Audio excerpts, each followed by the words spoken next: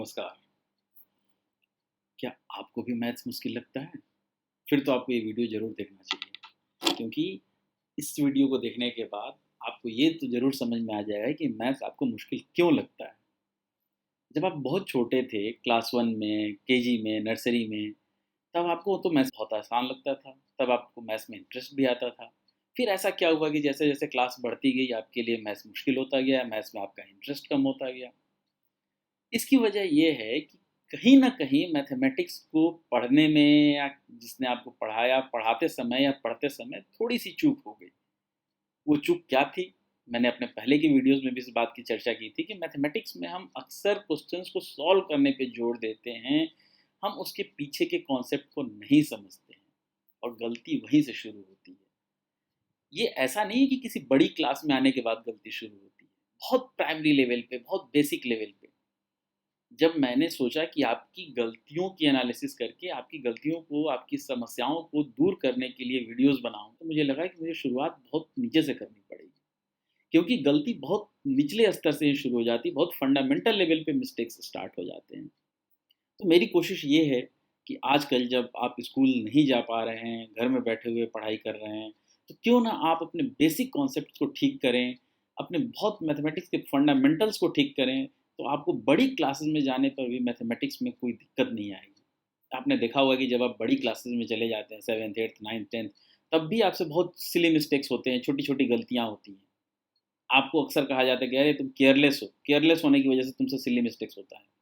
जबकि हकीकत ये है कि आपने मैथमेटिकल ऑपरेशंस के बेसिक कॉन्सेप्ट्स को समझा ही नहीं, इसलिए आपसे वो गलतियाँ होती हैं। आप एक के बाद एक क्लास पास करते हुए क्लास 6th में आ जाते हैं। उसके बाद आपको पहला चैप्टर पढ़ने को मिलता है, नो योर नंबर्स। आपको लगता है कि नंबर्स के बारे में तो मैं बचपन से जान रहा हूँ, इसमें ऐसा क्या है? और आप बस लगातार उसके क्वेश्चन्स को किसी तरह से सॉल्व करके, उस आंसर टैली करके आपको लगता है कि आपने अपना काम कर लिया और आप आगे बढ़ते चले जाते हैं। But do you really understand what your number is? क्या आप अपने नंबर को समझते हैं? आप कहेंगे ये कौन-सी बात है, मैं तो नंबर को जानता हूँ, मैं नंबर इस्तेमाल करता हूँ।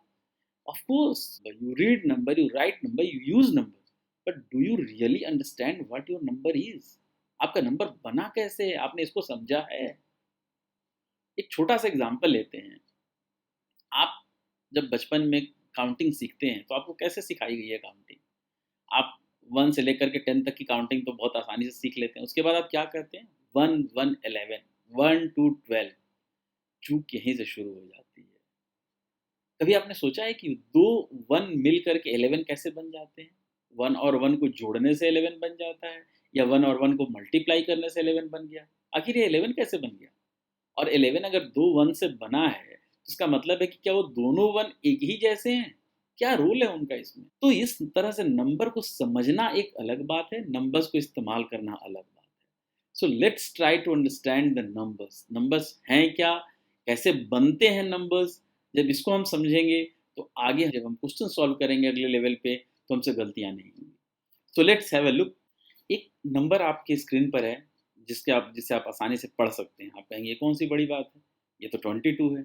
ठीक है, 22 है, लेकिन इस नंबर को समझने की कोशिश करिए। ये 2 लेफ्ट साइड में है आपके, एक 2 राइट साइड में है। ये दोनों 2 का क्या सेम रोल है, सेम मीनिंग है, सेम वैल्यू है? अगर नहीं तो क्या डिफरेंस है? Let's try to understand. सबसे पहले देखते हैं कि नंबर्स बनते कैसे हैं। अगर हम सिर्फ एक कोई आइटम लेते हैं, वी कॉल इट 1। हमारे पास 1 ब्लॉक है, we call it 1। It is 2, it is 3, 4, 5, 6, 7, 8, 9, and when we get one more it becomes 10। जैसे ही हमें 10 वंस हो जाते हैं, हमारे पास 10 नंबर्स हो जाते हैं, 10 आइटम्स हो जाते हैं, हम क्या करते हैं, उन 10 को मिला करके 1 ब्लॉक बनाते हैं, एंड वी कॉल दैट 110। अब ये हमारे पास 10 हो गया। अब अगर इसके बाद हम इसमें एक और 10 ऐड कर दें, it will becomes 20। 10 and 10 20, you know it very well. अब इसके बाद एक 1 और इसमें हम ले लें, इट बिकम्स 21। एक 1 और ले लें, इट बिकम्स 22। यानी ये 22 जो अब आपके पास है, इस 22 में दोनों 2 सेम वैल्यू को रिप्रेजेंट नहीं कर रहे हैं। यहाँ पर जो आपके राइट साइड का 2 है, ये 2 आपके ये वंस को रिप्रेजेंट कर रहा है। We have 2 ones so we have written 2 on the right side. ये राइट साइड वाला जो नंबर होगा ये हमेशा वंस को रिप्रेजेंट करेगा। जो लेफ्ट साइड वाला 2 है, दैट 2 इज रिप्रेजेंटिंग 2 टेंस। ये टेंस को रिप्रेजेंट कर रहा है। दोनों 2 देखने में एक जैसे हैं, लेकिन दोनों की वैल्यू एक जैसी नहीं है। दोनों 2 की वैल्यू अलग अलग है। दोनों की वैल्यू अलग होने की वजह से हम दोनों 2 की पोजीशन का, दोनों 2 के प्लेस का नाम भी दो डिफरेंट डिफरेंट रखते हैं। जो हमारे पास दोनों 2 हैं, इन दोनों 2 को हम अलग अलग बॉक्स में अगर रखें तो राइट साइड वाले 2 को हम कहेंगे कि it is in the ones place, क्योंकि राइट साइड वाला 2 वंस को रिप्रेजेंट कर रहा था और लेफ्ट साइड वाला 2 जो था वो टेंस को रिप्रेजेंट कर रहा था। तो उसके प्लेस को हम कहेंगे कि ये टेंस प्लेस है। तो इन दोनों बॉक्सेस को हम, एक को वंस प्लेस कहेंगे, एक को टेंस प्लेस कहेंगे। वंस प्लेस को इन शॉर्ट ओ से रिप्रेजेंट करते हैं और टेंस प्लेस को इन शॉर्ट टी से रिप्रेजेंट करते हैं। अब देखते हैं, एक नंबर अगर हम लेते हैं 47। 47 का क्या मीनिंग है? ये भी एक 2 डिजिट नंबर है। 47 का मतलब हुआ we have 4 at tens place and 7 at ones place. मतलब we have 4 tens and 7 ones. 4 और 7 में वैसे देखने में तो हमें लग रहा है कि 7 इज बिगर देन 4, 7 एक बड़ा नंबर हमें लगता है कि 4 से है। लेकिन अगर आप क्वांटिटी वाइज देखिए तो 4 has a larger value than the 7 because 4 is at tens place. तो अगर इसको आप एग्जैक्टली समझने की कोशिश करेंगे कि 47 में 4 कितना है, तो it is not 4, it is basically 4 into tens. 47 has 4 tens and 7 ones. तो इन दोनों डिजिट की प्लेस वैल्यू को जब आप अच्छे से समझेंगे तो आपको नंबर को समझने में दिक्कत नहीं आएगी। इसको थोड़ा सा और आगे बढ़ते हैं, देखते हैं कि इस नंबर को और आगे बढ़ाएंगे तो किस तरह के नंबर्स मिलेंगे। हम एक नंबर लेते हैं 40, जहां हमारे पास 4 टेंस है। अगर एक और टेंस इसमें बढ़ा दें इट विल बिकम्स 50। एक और टेंस अगर इसमें बढ़ा दें it will become 60। If we get one more tens it will become 70 and adding one more 10 makes it 80, adding one more 10 makes it 90 and what will if add one more 10, अगर एक 10 और इसमें हम बढ़ा दें तो ये बन जाएगा 100। ये तो आपको मालूम है कि 100 बन गया, लेकिन what will we write at tens place? अब हमारे टेंस प्लेस पे क्या होगा? 9 की जगह हम क्या लिखेंगे यहाँ पर? क्या 10 लिखेंगे? चलिए समझते हैं क्या करते हैं। हमारी जो काउंटिंग का सिस्टम है वो हमें ये सिखाता है, जैसे हमने 10 वंस के इकट्ठा होते ही उसे हमने 110 का एक ब्लॉक बना दिया था, उसी तरह जैसे ही हमारे पास 10 टेंस इकट्ठे होते हैं हम उनको भी समेट करके एक ब्लॉक बना देते हैं and we call it 100। It becomes a block of 100। अब इसके लिए चूंकि एक नई वैल्यू हमें मिल गई 100 की, तो हम टेंस के प्लेस पे तो इसको लिख नहीं सकते। तो हमें एक प्लेस वैल्यू टेबल में एक नया प्लेस चाहिए जिसे हम कहते हैं 100 place. And we have 100, so we write 1 at 100 place and we have no tens, no ones, so we write 0 at tens place and 0 at ones place. Let's try to understand one 3 digit number. अगर हमारे पास एक number है 325, इसका क्या मतलब हुआ?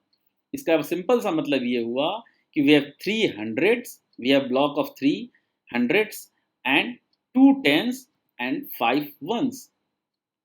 तो किसी भी 3 डिजिट नंबर को समझने के लिए अगर हमको समझना है तो हमें देखना है कि लेफ्ट मोस्ट प्लेस पे क्या है, दैट मीन्स उतना हमारे पास 100 है। मिडिल प्लेस यानी जो टेंस प्लेस पे है उतना हमारे पास टेंस है, और जो राइट मोस्ट प्लेस पे है यानी वंस प्लेस पे जो है उतना हमारे पास वंस है।